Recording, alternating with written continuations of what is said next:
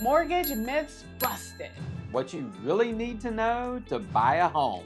Buying your first home can feel exciting and completely overwhelming.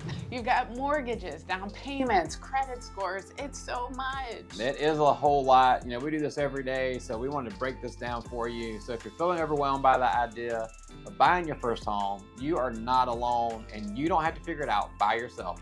We're going to guide you through it today. Yeah, in this video, we're going to break down mortgages, money myths, and what really matters when you're buying your first home, step by step with zero jargon. Woohoo, no jargon. I know. I like that. So let's make home buying feel achievable and not scary. Yeah, and you've got this. We're here to help. Yeah, so first off, what is a mortgage? Well, it's a loan to help you buy a home. You borrow from a bank or lender and you pay it back over time every single month until it's paid off. The house is the collateral. If you stop paying, they can take it back, and I've seen the document to prove it, so make sure you don't do that. Here's why financing matters. Most people just simply cannot afford to buy a house with all cash.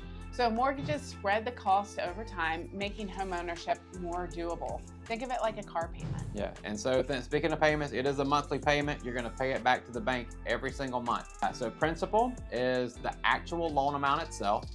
Interest is what the bank charges you to actually borrow money, so they got to make some money off of it, right? And then you've got taxes and insurance in there as well, which is often included in a monthly payment.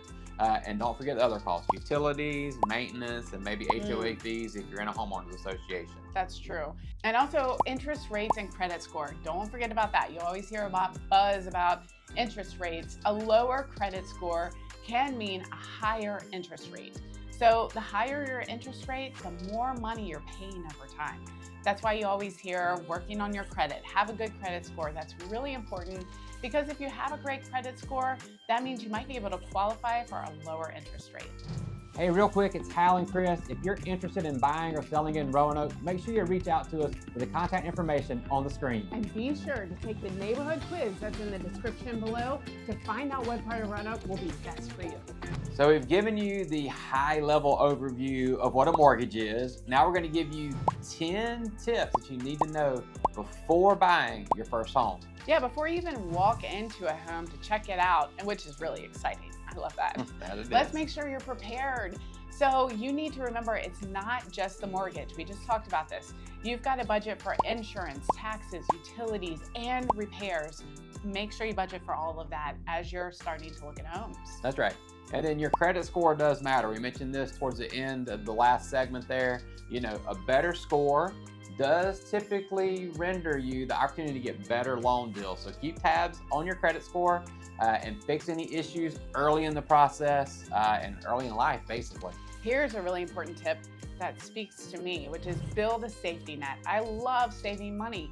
Make sure you save for emergencies because things break. I'll never forget when we first moved into our house, the very next morning after Hal took a shower, I walked downstairs and there was a waterfall coming from our fan. There's a puddle in our living room and I was like, oh my gosh, this shower drain had leaked and it was a nightmare, but it fixed, we got it fixed and everything's fine, but it costs money though. It sure did. So you've got that safety net, which shows us that you are a savvy shopper. So make sure if you want to continue that momentum that you get pre-approved before you ever look at a house with a local lender if at all possible. What's that going to do for you? It's going to give you the ability to understand exactly what you can afford. Then when you put in an offer to the seller, it's going to show them that you can afford the property and give them certainty that you can make it to closing. So your offer will win out. Yes, absolutely. And not only working with a lender, but it's important to work with a professional. As a great real estate agent, we help you save time, money, and a ton of stress because this can be a challenging process. You need to work with someone that has got your back and that knows the local market. Now let's talk about location. You always hear location, location, location. That is everything when it comes to real estate, right? So you're wanting to look at schools, you're wanting to look at the commute, you want to look at safety, you want to look at the growth potential because this is one of the largest financial investments you're going to make. And with that, you want to make sure it's a great decision and that you're going to actually increase the value of that home over time based on the location that it sits. That's a good point. Once you narrow down the location, think about those things that you really need in a home. Focus on what you must have versus that lofty wish list or dream features. Those can kind of wait. We usually tell people if you find a house that meets about 85% of your requirements, then it's worth considering putting an offer in on it. Segueing off of that, do not buy with emotions. You may fall in love with it as soon as you walk into it, but be realistic, stay informed, and make a wise decision based on data and maybe a little bit of emotion. Yeah, I mean, I'm a firm believer that even with us, as soon as I walked into my house, I said, I can see my girls walking down the steps in their wedding gown. I was like, oh no, I'm in trouble. So there is that emotional component. Just make sure it doesn't cloud your judgment. You'll also want to make sure that you explore your loan options. Not all mortgages are the same. Shop around to find the best fit for you. Yeah, because you want to make sure that just because you get the lowest interest rate doesn't mean you're getting the best deal. So make sure you look line item by line item, talk to multiple lenders if need be, but make sure that you know exactly what you're getting yourself into on that front.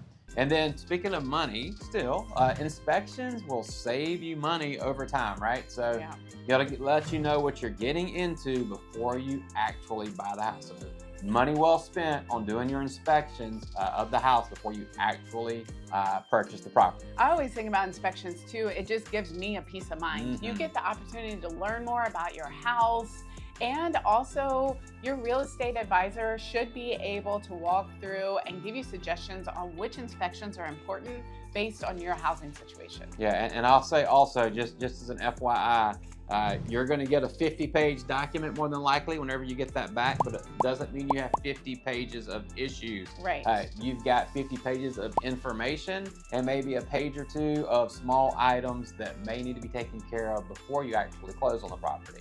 As we move along here, we're now going to debunk 6 common mortgage myths for you. Yeah. Myth number 1 is that you need 20% down. The truth is, most people put down way less. First-time home buyers average about 8%, and some loans just need 3% or even 0. That's awesome. That's amazing. I know. So there's a lot of different options to choose from to make it work. Myth number 2, PMI is bad. Truth, PMI, which is known as private mortgage insurance, actually helps you be able to buy sooner. You can often cancel it later once you build equity. So normally you'll have PMI if you're putting down less than 20%, but it's not a bad thing. Okay. Myth number 3, bigger down payment equals lower interest rate. The truth is actually a bigger down payment can help, but it's not the only factor. Lenders also look at income, debt, and credit score. Myth number 4, bad credit equals no mortgage whatsoever. Truth, a low score doesn't mean you don't have any options. There are actually some loan programs that are made for buyers specifically with fair or limited credit. So you got opportunities. Yeah, that's great news. Myth number 5, help is only for low-income buyers. But the truth is many down payment assistance programs are available for first-time home buyers or certain areas, not just low-income households. Myth number 6, student loans stop you from buying. Truth, you can buy a home with student loans if you're making payments on time and have a stable income. You know, paying those loans actually helps your credit over time as far as like making sure you got a good credit score by paying those loans. That's awesome. I learned a few things there too. So with the right information and planning, you too can become a homeowner. Remember, you've got this and we're here to help. We'll see you on the next video.